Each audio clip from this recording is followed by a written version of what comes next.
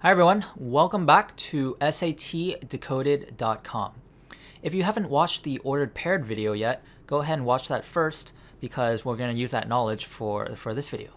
So now that we understand how ordered pairs work for functions, we can apply that knowledge to a graph function such as this one on the left-hand side. So here I've drawn out a graph for us, and we're going to find out a bunch of different values. So let's get started. In this question, they're asking us what is f of 2. If you remember the ordered paired video, we know that the 2 is our input and inputs are x values. So what they're really asking for is f of 2, not 2 by itself. And f of 2 is an output. And remember, outputs are y values. So when the input is 2, in other words, when the x is 2, they're asking us what will the output become. So let's go ahead and take a look at this graph, and let's see when our x is equal to 2, when our input is 2. So because it's an x value, we got to look on the x-axis, the input axis. So we see a 2 right here. Well, what does a 2 correspond to? Corresponds to this point right here. And that point right here has a corresponding y value of 1. So since they're asking us what the output value is for f of 2, we know it's equal to 1. 1 is equal to y. What is f of 3? Same idea. 3 is our input, so that's our x. So we're going to look on the input axis, the x-axis, locate the 3, and then see what the corresponding point is. The point is right here, and it still has an input of 1. The y is the 1. So if you start thinking of both of these as ordered pairs, this one really comes out to be 2, 1. This one becomes 3, 1. All right, what about f of 4? Same idea again. So the 4 right here is our input, which is our x value. So we're looking on the x value on the x-axis, and we see that 4 right here, which corresponds to this point right here, which corresponds again to this 1. So 1 is our y, which is our output.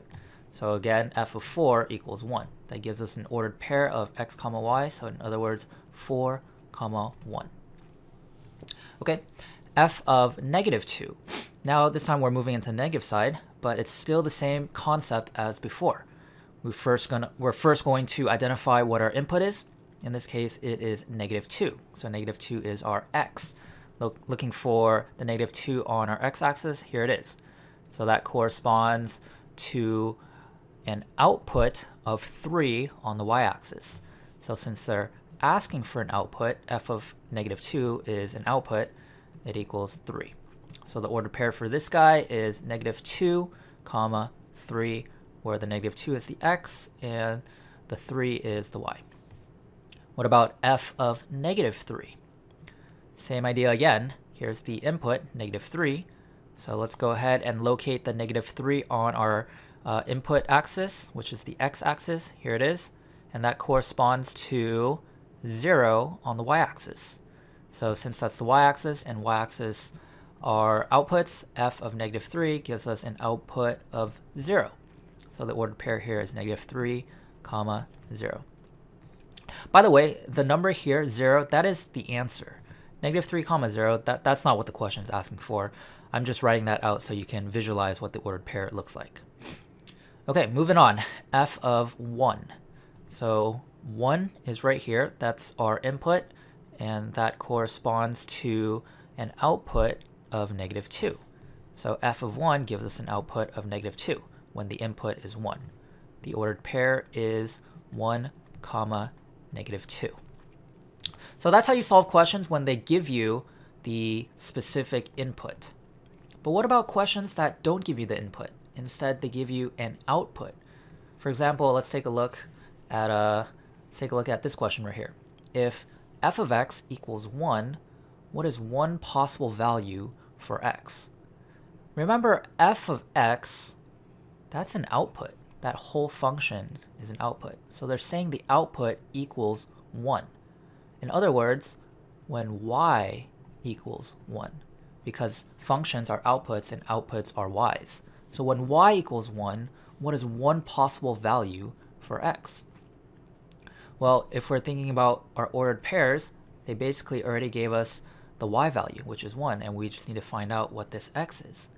So if y equals 1, then let's go ahead and take a look at on the y-axis where 1 is. If we locate it, here it is. And since y equals 1 is a line, let's draw that line out. Y equals 1 is this entire line right here. Okay, so if y equals 1, what is one possible value for x? Well, they're just asking us on the function right here, where does that intersect with our line of y equals 1?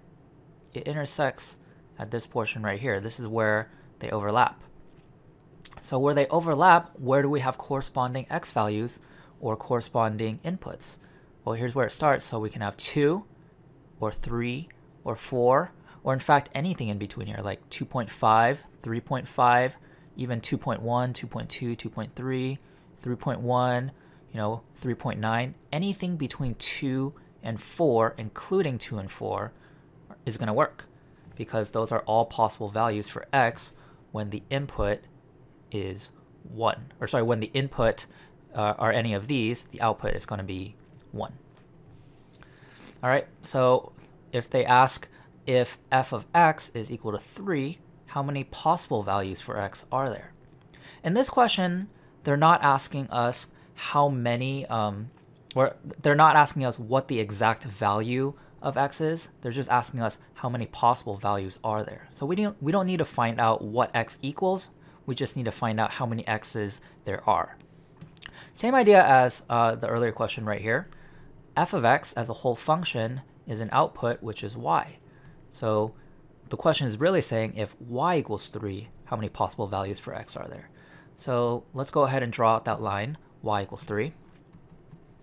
So 3 is up here, so y equals 3 is this line right here. So where does that line, sorry, this should connect right here. So where does this line y equals 3 intersect with our function? It intersects right here as well as right here. So since they're asking us how many possible values for x, and x is an input, they're really just asking us how many inputs are possible. So here's one possible input, which is -2, and here's another possible input, which kind of off the graph, but I guess that kind of looks like a 5. So both -2 and 5 are possible x values, but because they're asking how many possible x values there are, well, there are 2 of them. And those 2 are -2 and 5. So I hope that makes sense, and I'll see you in the next video.